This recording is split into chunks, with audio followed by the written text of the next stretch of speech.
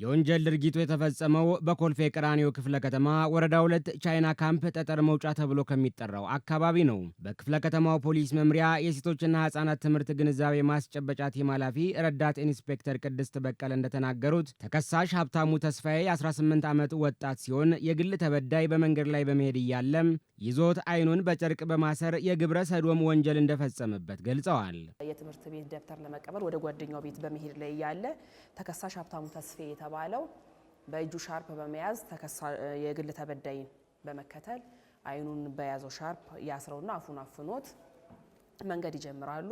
እየሄዱ እያለ ለውሃ መውረጃ የተዘጋጀ ትቦ መንገድ ላይ ያለ እዛ ውስጥ ህፃኑን ይዞት ይገባና ተከሳሹም የህፃኑን ልብስ በማውለቅ የራሱንም ልብስ በማውለቅ የግብረ ሰዶም ወንጀል ይፈጽምበታል። ከተፈጸመበትም በኋላ ከአካባቢ ይሰወራል ተከሳሹ።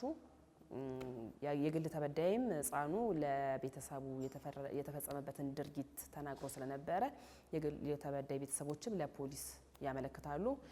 የግዴታ ቅድሚያ ሕክምና ማግኘት ስላለበት ህፃኑ ወደ ጥቁር አንበሳ ሆስፒታል ህፃኑ ሕክምና እንዲያገኝ ወስደነዋል። ሕክምናውም ተደርጎለት ካለቀ በኋላ ሕክምና ማስረጃው ሲመጣ የፊንጢጣ መሰንጠቅ የሚል ሕክምና ማስረጃ ይመጣልናል። የአካባቢ ማስረጃ ተሰበሰበ፣ የሕክምና ማስረጃ ተሰበሰበ፣ የሰው ማስረጃ ተሰበሰበ። ምርመራችንን ካጠናቀቀን በኋላ ፖሊስ ካጠናቀቀ በኋላ ለሚቀጥለው ለአቃቢ ሕግ መዝገቡን አስተላለፈ። መዝገቡ የቀረበለት አቃቢ ሕግም መዝገቡን ከመረመረ ካየ በኋላ የሰው ማስረጃና ሕክምና ማስረጃ ካየ በኋላ ክስ መሰረተ ማለት ነው።